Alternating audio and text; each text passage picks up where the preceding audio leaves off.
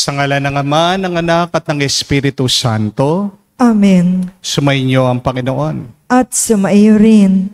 Mga kapatid, muli tayong bumabalik sa banal na misa at lumalapit din tayo sa ating mahal na Ina sa kanyang kalinisanisang puso. Nihiling natin na mabilis sa kagalingan para sa ating mga kapatid na may sakit, para sa mga humihiling na mabilis na kaginhawaan sa kanilang mga malala na karamdaman. Hindi ka agad gagaling kung puno ng galit, hinanakit, kasamaan ang iyong puso. Kaya naman, minsan pa tayo magpakumbaba sa Diyos, hilingin natin muli ang kanyang tawad para makita tayong karapat dapat makatanggap sa mga banal na misteryo. Inaamin ko Sa makapangyarihang Diyos at sa inyo mga kapatid, na lubha akong nagkasala sa isip, sa salita, sa gawa, at sa aking pagkukulang. Kaya isinasamo ko sa mahal na Birheng Maria, sa lahat ng mga anghel at mga banal, at sa inyo mga kapatid, na ako'y panalangin sa Panginoong ating Diyos. kaawaan tayo ng makapangyarihang Diyos. Patawarin tayo sa ating mga kasalanan. Patnubayan tayo sa buhay na walang hanggan. Amen. Panginoon, kaawaan mo kami. Panginoon, kaawaan mo kami. Kristo, kaawaan mo kami. Kristo, kaawaan mo kami. Panginoon, kaawaan mo kami. Panginoon, kaawaan mo kami. Manalangin tayo. Ama naming makapangyarihan, patawarin mo ang aming mga utang sapagkat kami hindi makakabayad ng lubusan. Kaya't makaligtas nawa kami sa tanan, pakundangan sa pagdalangin na Mahal na Birhen, Ina ng Diyos, para sa aming kabutihan. Sa pamagitan ni Jesucristo, kasama ng Espiritu Santo, magpa sa walang hanggan. Amen.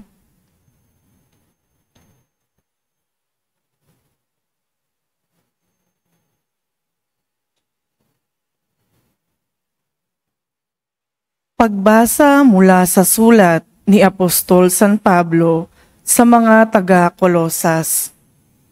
Mga kapatid, dati kayo'y malayo sa Diyos at naging kaaway niya dahil sa inyong kasamaan.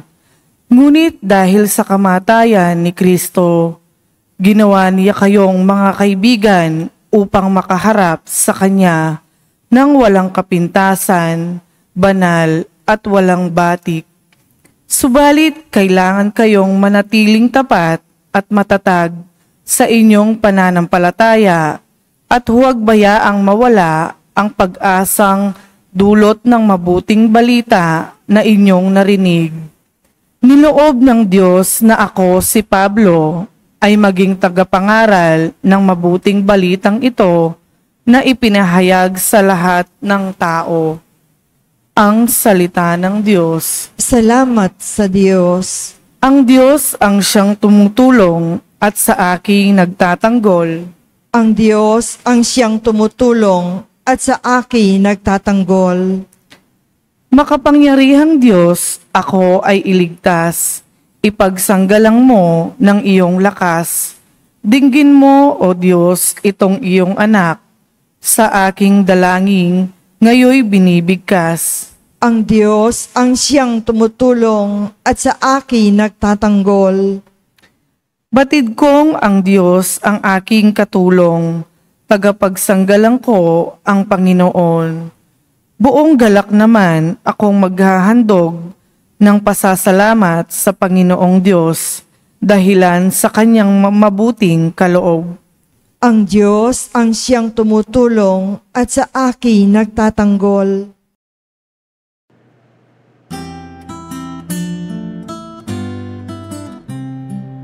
Alleluia, alleluia, alleluia, alleluia, alleluia, alleluia, alleluia, alleluia.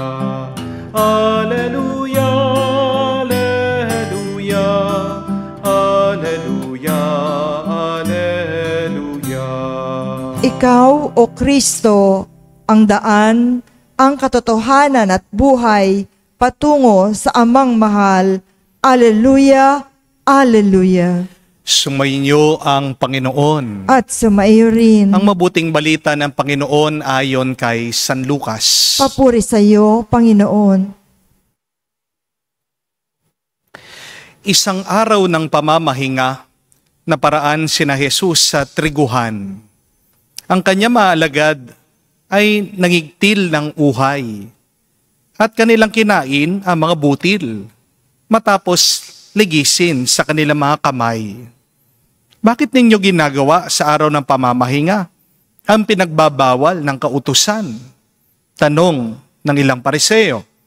Sinagot sila ni Jesus, hindi ba ninyo nabasa ang ginawa ni David nang magutom siya at kanyang mga kasama? Pumasok siya sa bahay ng Panginoon, kumuha ng tinapay na handog sa Diyos at kumain nito. Binigyan pa niya ang kanyang mga kasama.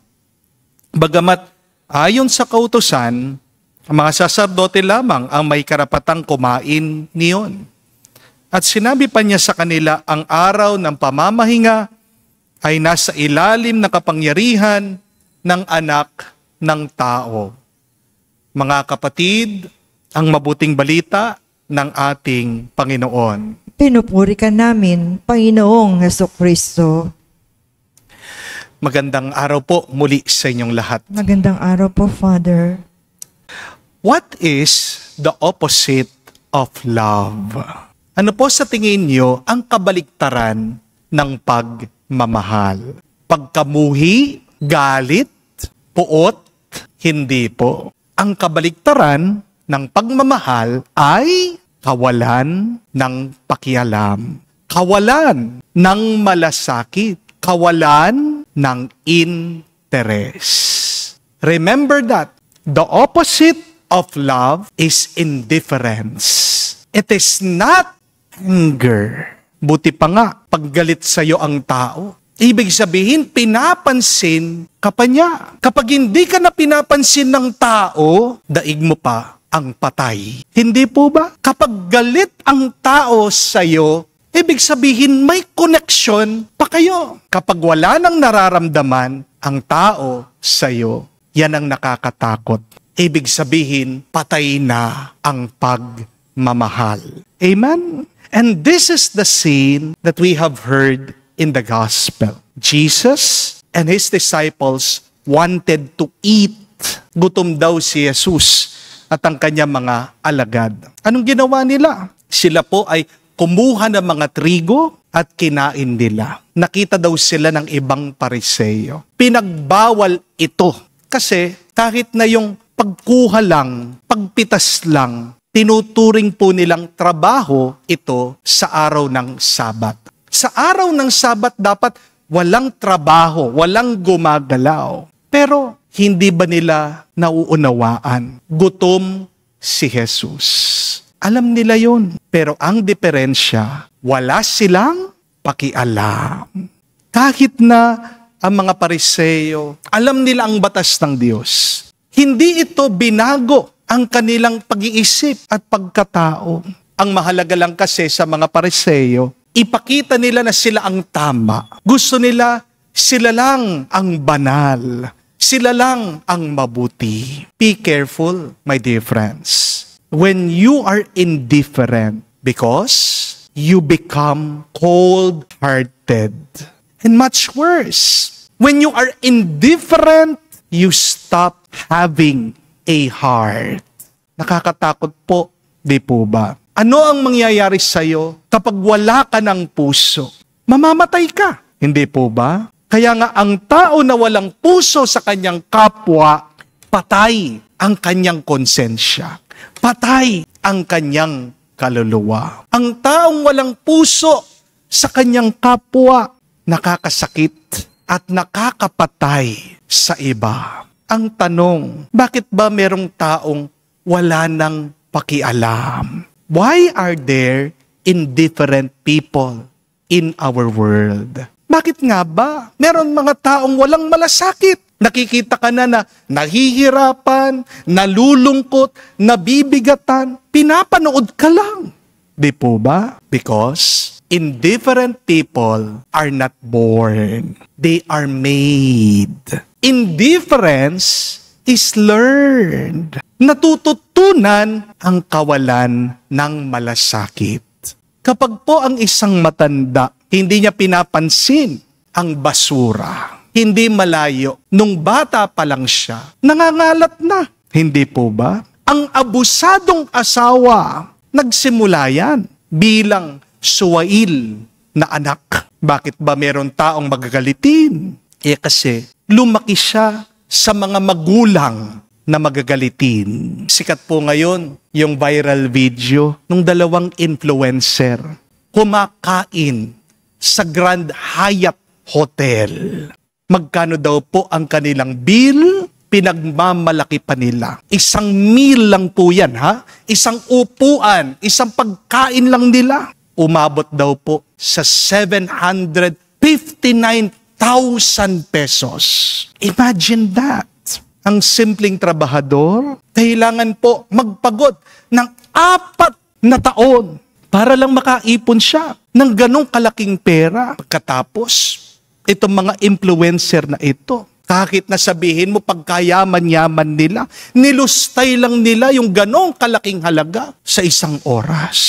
Pero ang tanong, bakit kaya nilang gumastos na parang wala lang? Kasi sanay na sila. Hindi malayo, natutunan nila yan sa kanilang mga magulang. Hindi naman po masama ang kumain. Hindi po ba? Ang masama ay yung nagyayabang ka kapag kumakain ka. Hindi po masama ang maging mayaman. Ang masama ay yung nagiging maluho ka na. Hindi po masama na makaranas ka ng mga magaganda, masasarap na bagay. Ang masama ay yung gusto mo, ikaw lang ang nakakaranas ng mga magaganda at masasarap na bagay. Hindi po masama na umangat sa buhay.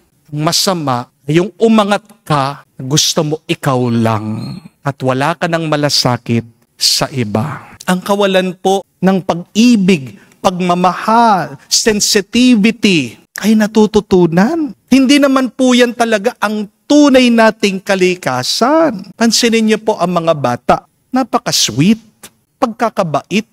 Subukan niyo pong umiyak sa harapan ng inyong anak na maliit.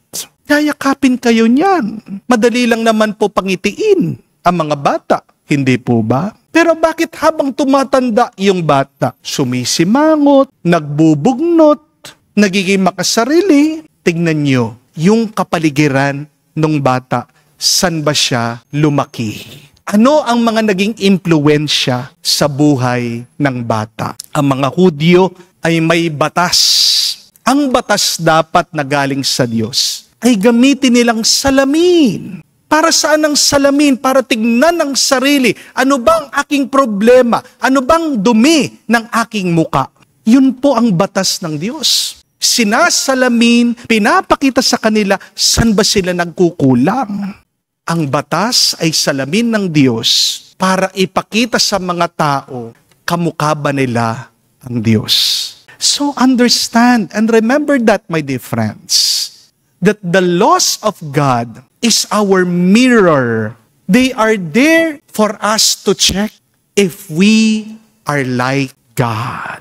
Pero imbis na maging mapagmahal itong mga Pariseyo sa pamamagitan pa ng batas, naging pusong bato sila, nawalan sila ng pakialam at malasakit sa iba. Nang minsan po, merong isang kwento tungkol sa isang klase na mga gustong maging abogado. Sa unang araw daw po ng klase, pumasok yung guro sa batas. Ang unang ginawa po nitong guro, tinanong niya yung pangalan ng isa sa mga estudyanteng nakaupo sa unahan. Anong pangalan mo? Sabi po ng teacher. Sumagot naman po ang estudyante, sabi niya, Nelson po. Nelson, sabi ng guro, ang gusto ko, lumabas ka at huwag ka nang babalik sa aking klase. Naguluhan daw po si Nelson. Habang papalapit itong guro sa kanya, dali-dali, siya'y tumayo at umalis. Dala-dala ang kanyang gamit. Natakot daw po at nainis ang lahat ng mga estudyante. Pero walang nagsalita sa kanila. Nagtanong naman po ang guro sa klase. Sabi niya, sa tingin niyo, para saan ang ating mga batas? Takot pa rin daw po ang mga estudyante, pero unti-unti, isa-isa, nagsalita sila. Nagtaas ang isa, sabi niya, meron pong batas para magkaroon ng kaayusan. Sumagot ang teacher, hindi. Nagtaas ang kamay, ang isa pa, at sabi, may batas po para merong magbayad sa masamang ginagawa ng tao. Sagot uli ng teacher, hindi. Sabi ng isa, meron po tayong mga batas para magkaroon ng katarungan. Sa wakas, sabi po ng guro, katarungan. Pero ang tanong, ano ang katarungan? What is justice? Kahit po naiinis na itong mga estudyante, sumagot pa rin sila. Sabi ng isa, guro, para po protektahan ang karapatan ng mga tao. Sige, ano pa? Sabi ng teacher. Nagtaas ng kamay ang isa pa at sabi niya, para malaman po natin ang tama sa mali. Para gantimpalaan ang mga gumagawa ng tama at para parusahan ang gumagawa ng mali. Sabi po ng teacher, very good. Ngayon, sagutin niyo ito. Tama ba yung ginawa ko sa kaklase niyo, si Nelson? Tahimik daw ang lahat. Hanggang meron pong isang babae, sumagot, guro, hindi po tama yung inyong ginawa. At dito daw po nagtanong ang teacher, kung hindi tama, bakit hindi kayo nagsalita? Para saan ang mga batas? Kung wala naman kayong lakas na loob na isabuhay ito. Sabi ng teacher, bawat isa sa inyo may tungkulin na magsalita. Kapag kayo'y nakasaksi ng kawalang katarungan, kayong lahat, wag na wag kayong tatahimik muli. Inutos po ng teacher, sabi niya doon sa isang estudyante, puntahan mo na si Nelson, papasukin mo na siya. Dahil sa totoo, siya talagang teacher niyo. Inutusan lang niya ako na turuan ko kayo dito sa aral na ito. Mga kapatid, alam niyo, kapag hindi natin pinaglalaban ang katarungan, nawawala ang ating dignidad. Di po ba? At ang dignidad, hindi niyo pwedeng tawaran o ipagpalit. Amen? Harinawa, maunawaan po natin na ang batas ng Diyos ay salamin para makita natin kung tayo ba ay mas kawangis na ng may kapal. Sino ba ang Diyos na gusto nating makamuka? Siya ang Diyos na mabuti, siya ang Diyos na maawain, at siya ang Diyos na may pakialam, siya ang may kapal na nagmamalasakit. Magdasal po tayo, mga kapatid, na wag tayo sanang sumunod lang sa mga batas, pero sundan natin ang kagustuhan ng Diyos na may awa at may pagmamahal. Ito po ang ating pagdasal sa banal na misang ito at tayo'y magpatulong sa ating mahal na ina. Kaya sabihin natin, kalinis-sinisang puso ni Maria. Ipanalangin mo kami, gabayan mo kami ngayon at magpakailanman. Amen. Tumayo po tayo, manalangin tayo ngayon sa Diyos Ama na umangkin sa atin bilang kanyang malayang anak kay Jesucristo na kanyang bugtong na anak. Ating sabihin, Panginoon, dinggin mo kami. Panginoon, dinggin mo kami. Ang mga Kristiyano naway kilalanin ang mga utos ng Diyos bilang pinto sa kalayaan mula sa kasalanan at kasamaan. Manalangin tayo sa Panginoon. Panginoon, dinggin mo kami. Iyaong mga may tungkulin sa pagpapatupad ng batas at sa gobyerno, naway unahin ang kabutihan ng mga tao kaysa sa mga pinagkakabalahan ukol sa batas. Manalangin tayo sa Panginoon. Panginoon, dinggin mo kami.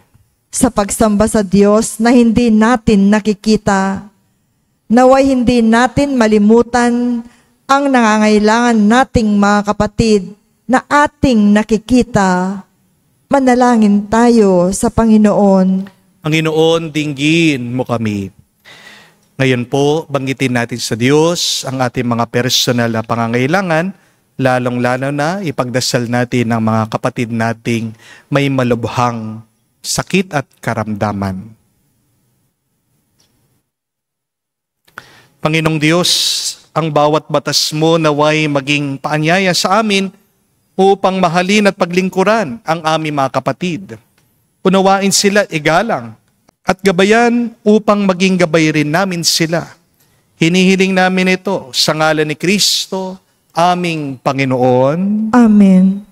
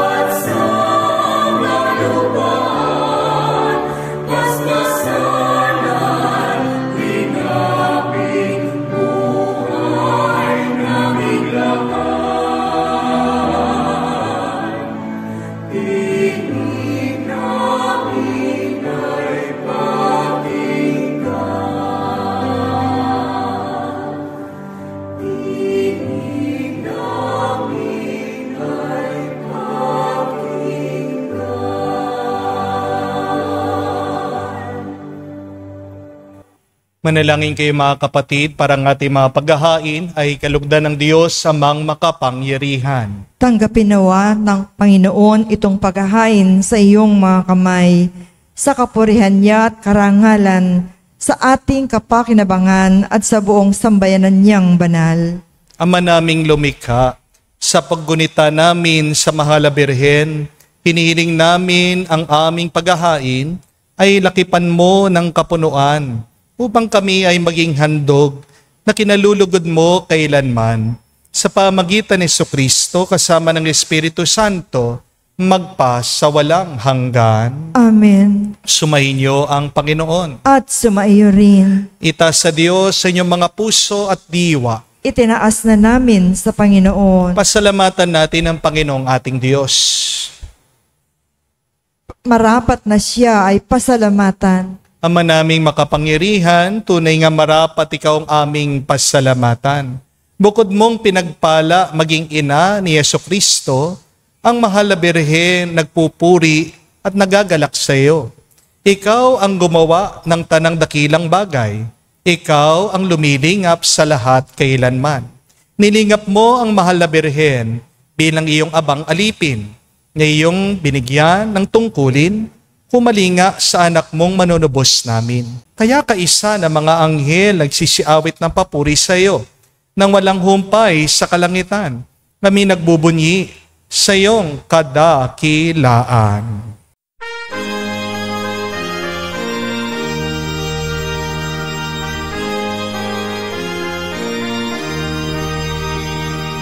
Santo, Santo, Santo, Panginoong Diyos ng mga hukbo. Napupuno ang langit at lupa ng kadakilaan mo. Hosana sa kaitasan, pinagpalang na paninito sa ngalan ng Panginoon. Hosana sa kaitasan, Hosana sa kaitasan.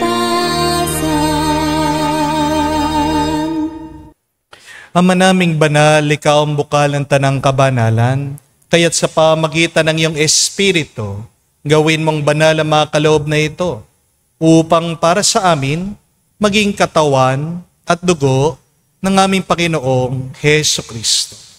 Bago niya pinagtiis ang kusang loob na maging handog, Hinawakan niyang tinapay, pinasalamatan kanya. Pinaghati-hati niya iyon, inabot sa kanya malagad at sinabi, tanggapin ninyong lahat ito at kanin. Ito ang aking katawan na ihahandog para sa inyo.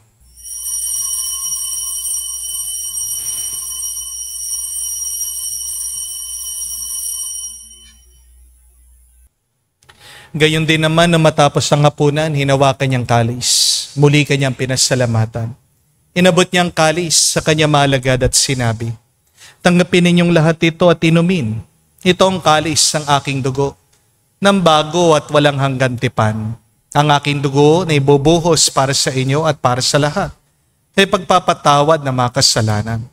Gawin ninyo ito sa pag-alaala sa akin.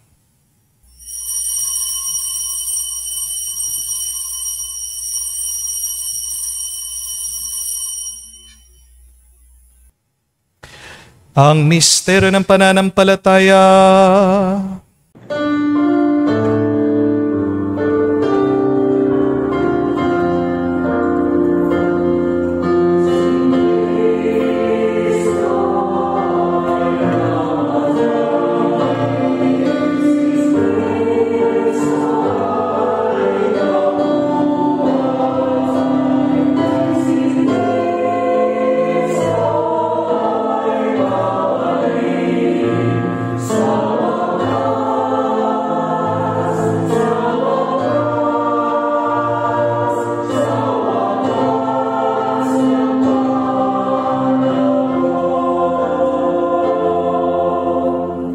Ama, ginagawa namin ngayon ang pag-alaala sa pagkamatay at muling pagkabuhay ng iyong anak. Kaya tinialay namin sa iyong tinapay nagbibigay buhay at ang kalis na nagkakaloob ng kaligtasan. Kami nagpapasalamat dahil kami iyong minarapat na tumayo sa harap mo para maglingkod sa iyo. Sinasamo namin kami magsalo-salo sa katawan at dugo ni Kristo ay mabuklod sa pagkakaisa sa pamagitan ng Espiritu Santo. Pamalingapin mong iyong simbahan, laganap sa buong daigdig. Puspusin mo kami sa pag-ibig. Kaisa ni Leon ang aming Santo Papa, si Florentino, aming Arsobispo at ng Tanang Kaparian. Alalahanin mo rin ang aming mga kapatid na nahimlay. May pag-asang sila'y muling mabubuhay. Gayon din naman lahat ng mga pumanaw. Kawan mo't sila't patuloyin sa iyong kaliwanagan. Kawan mo't pagindapatin kaming lahat, makasalo sa iyong buhay na walang wakas. Kaisa na mahal na Birhen Maria, Ina ng Diyos. Kaisa ni San Jose ang kanyang malwalhating esposo. Kaisa ni San Jose ang kanyang malwalhating esposo. Kaisa ng mga apostol at lahat ng mga banal na namuhay dito sa daigdig na kalugod-lugod sa iyo. May pagdiwang nawa namin ang pagpupuri sa ikararangal mo sa pamagitan ng iyong anak, aming Panginoong Heso Kristo. Sa pamamagitan ni Kristo, kasama niya at sa Kanya, ang lahat ng parangal at papuri ay sa iyo, Diyos Ama, makapangyarihan, kasama ng Espiritu Santo, magpasawalang hanggan. Amen, amen, amen. Sa nakagaling na utos sa turo ni Jesus sa Panginoon natin na Diyos, ipahayag natin ng lakas loob.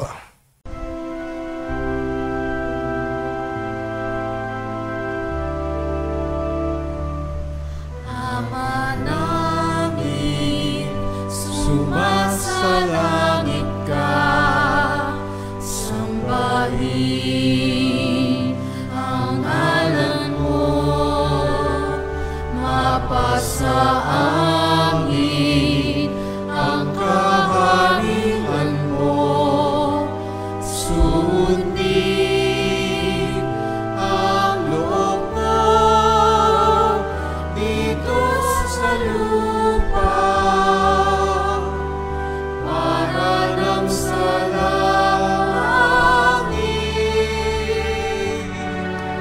Bigyan mo kami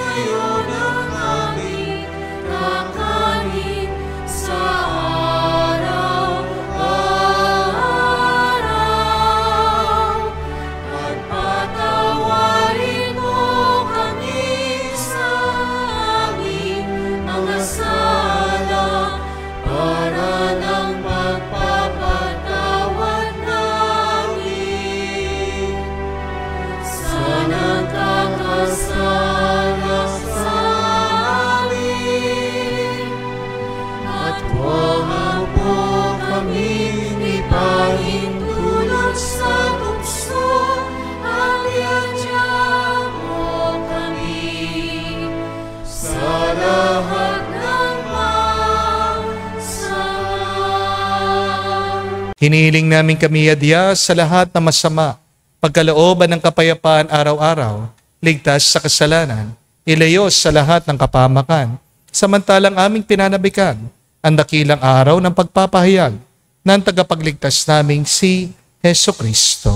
Sapagkat iyo ang kaharian at ang kapangyarihan at ang kapurihan magpakailanman. Amen. Panginoong Heso Kristo, sinabi mo sa mga apostol, kapayapaan ang iniwan ko sa inyo. Ang aking kapayapaan binibigay ko sa inyo. Tungayan mong aming pananampalataya at huwag ang aming pagkakasala. Pagkalooban mo kami ng kapayapaan at pagkakaisa ayon sa iyong kalooban. Kasama ng Espiritu Santo, magpa sa walang hanggan. Amen. Kapayapaan ng Panginoon ay laging sumainyo. At sumaiyo rin. Magbigayan po tayo ng kapayapaan sa bawat isa. Peace with you po, kapayapaan po sa inyong lahat.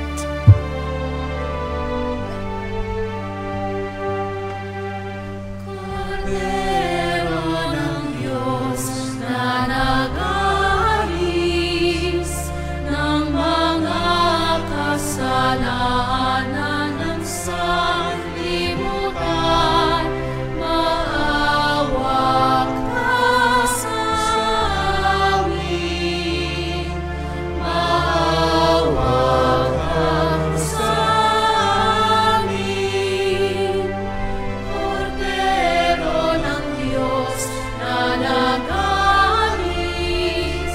ng mga kasalanan ng sanlibutan, maawa ka sa amin. Maawa ka sa amin. Cordero ng Diyos na nag-aalis ng mga kasalanan ng sanlibutan, ipagkaloob mo sa amin ang kapayapaan.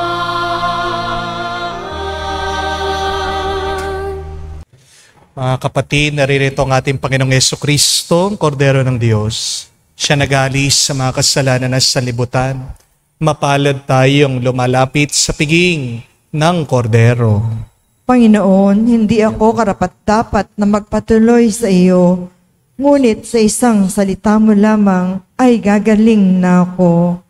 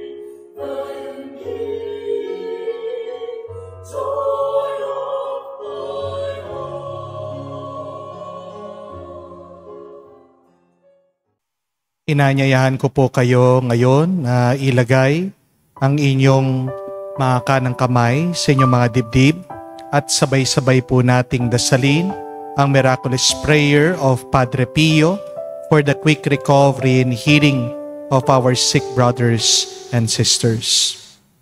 Heavenly Father, I thank you for loving us. I thank you for sending your Son, our Lord Jesus Christ, the world, to save and to set us free.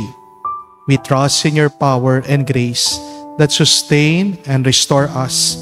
Loving Father, touch us now with your healing hands, for we believe that your will for us is to be well in mind, body and soul and spirit.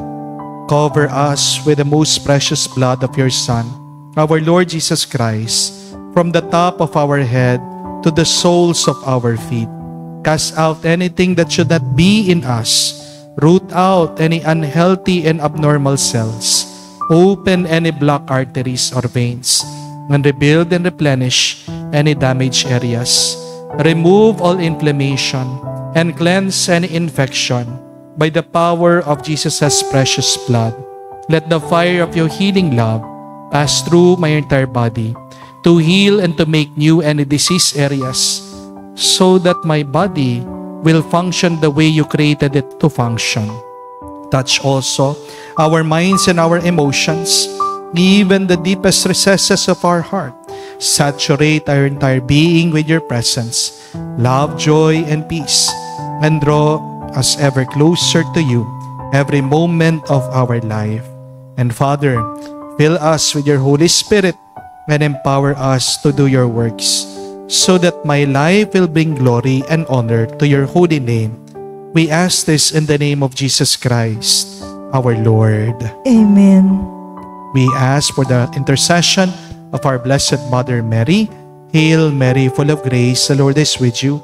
Blessed are you among women, and blessed is the fruit of your womb, Jesus. Holy Mary, Mother of God, pray for us sinners, now and at the hour of our death. Amen. Padre Pio of Petralcina, pray for us.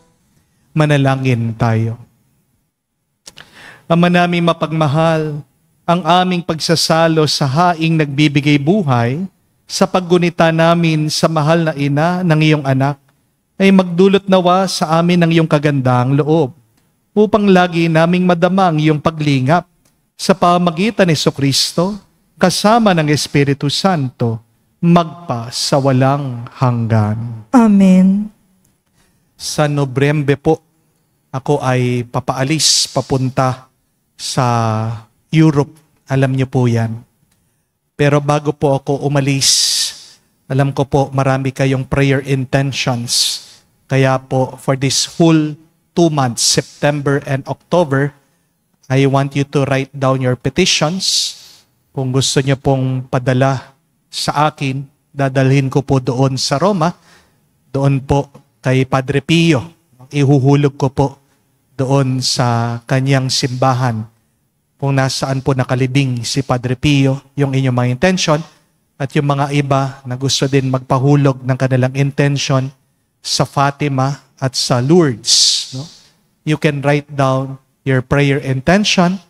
You can send them sa atin pong Facebook page. Basta check nyo lang po yung Father Joel na meron pong blue check. No? I-preprint po namin yon, dadalhin. O kung hindi naman po physically kayo magsisimba dito, pwede nyo pong iabot yung inyong mga letter, dadalhin ko po lahat yon at ihuhulog ko pag ako po ay pumunta doon sa Europe ngayon pong pilgrimage sa November 10 to 23. No? So, ito po ay libre. No? Na ipagkakaloob ko po, tulong ko po sa inyo. Kung hindi po kayo makapunta, makasama ko physically, kahit lang po spirit, no?